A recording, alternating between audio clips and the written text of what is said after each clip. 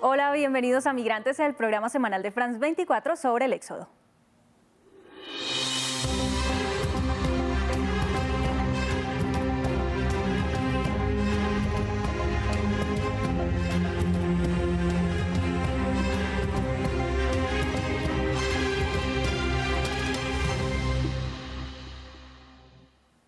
El colapso de la economía en los países de Centroamérica en números rojos por la pandemia de COVID-19 empujan a familias completas a emigrar hacia Estados Unidos.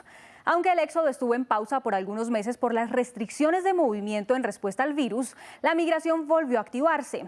Y mientras algunos viajan hacia el norte en busca del sueño americano, los que están en México desde hace meses dicen estar desesperados porque la pandemia demora aún más la respuesta a sus solicitudes de asilo.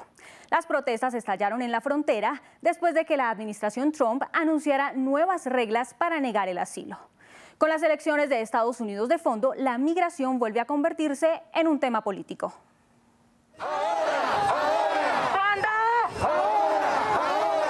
Cansados de la espera, un grupo de migrantes y activistas exigieron respuestas. Llevan meses buscando que las autoridades migratorias estadounidenses contesten sus solicitudes de refugio. La pandemia de COVID-19 y las medidas restrictivas del gobierno estadounidense en las fronteras retrasa aún más sus pedidos de asilo. Nosotros le pedimos allá al otro lado, a los de migración, el presidente, que por favor nos abra las fronteras y nos den la oportunidad de entrar allá por mis hijos. Le pido por mis hijos, pues, porque ellos tienen derecho de estar en un lugar seguro, porque venimos de Honduras, porque no podemos estar allá. Y aunque lograron salir de sus países, aún están lejos de Estados Unidos. Los migrantes son obligados a vivir en México mientras sus solicitudes de asilo son examinadas al otro lado de la frontera. Y lo difícil que es la situación estar aquí todo es dolarizado.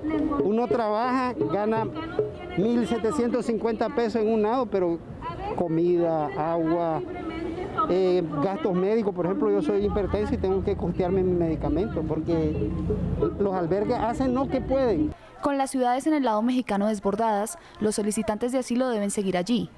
El gobierno de Estados Unidos y el mexicano pactaron un polémico programa conocido como Permanecer en México.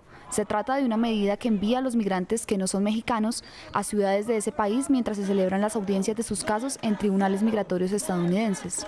Muchos de ellos llevan aquí meses o incluso más de un año esperando, y desde la pandemia está cerrada completamente la frontera para ellos y están como en un limbo legal. No saben cuándo va a ser su siguiente audiencia, no tienen ninguna protección por parte de México o Estados Unidos, y creo que muchos están luchando apenas por tener que comer, pero les afecta en todo, incluyendo la salud mental. La Corte Suprema de Estados Unidos se comprometió a revisar la legalidad de la política Permanecer en México, pero mientras tanto los solicitantes de refugio seguirán varados en un país que no es el suyo, ni tampoco es al que sueñan emigrar. Según la organización Espacio Migrante, en Tijuana hay 9.000 personas que esperan respuesta a sus solicitudes de refugio y al menos 68.000 en otras ciudades a lo largo de la frontera. Una cifra que crece al tiempo que avanzan nuevas movilizaciones de migrantes hacia Estados Unidos. Camino a Estados Unidos, estos migrantes centroamericanos descansan cerca de las vías del tren. Lograron llegar a Veracruz después de evadir los controles fronterizos en Guatemala y México. Ahora esperan poder avanzar más rápido a bordo de uno de estos vagones.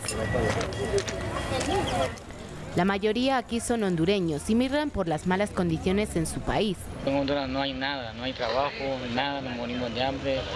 Por eso hasta niños chiquitos aquí andan de 13, 15 años, recién nacidos, hasta corriendo peligro vienen las mujeres también, que nos sigue la migración, nos corretean la policía, nos asaltan, nos roban, de todo nos hacen aquí. Este grupo hace parte de la caravana que partió de San Pedro Sula en septiembre pasado. Los controles de movimiento en las fronteras por el COVID-19 mantuvieron la migración en masa hacia el norte bajo una aparente pausa. Sin embargo, la reapertura de los cruces impulsó a cientos de centroamericanos a retomar el viaje. El pueblo tiene hambre en Honduras, pues. El presidente solo lo está quitando a nosotros más bien en vez de dar. Y claro, uno sale porque no hay para dónde acudir. Y en vez que los den, nos quitan los poquitos, pues. No sale para ver, ¿me entiendes? Si uno puede sobrevivir en otro país. La pobreza y la violencia tienen al límite a los hondureños y la pandemia aumenta la crisis en el país. El Banco Central de Honduras prevé que la economía se contraerá entre un 7 y un 8% este año. lo que significaría el peor colapso financiero en la historia. Mientras la presión aumenta en los países centroamericanos por la crisis, los controles de movimiento por la región son mucho más estrictos y la migración toma un papel importante en la campaña presidencial en Estados Unidos. Y el dato de migración de la semana. Más de 10.000 migrantes han llegado a las Islas Canarias en España durante el 2020, una cifra que se reporta cuando faltan aún 2 meses para el término del año. El dato convierte al 2020 en el tercero con más arribos de migrantes en embarcaciones precarias en la historia de la isla. Hasta aquí Migrantes de France 24. Los invitamos a comentar en nuestras redes sociales con el hashtag MigrantesF24. Siga conectado con más información en France 24 y France24.com.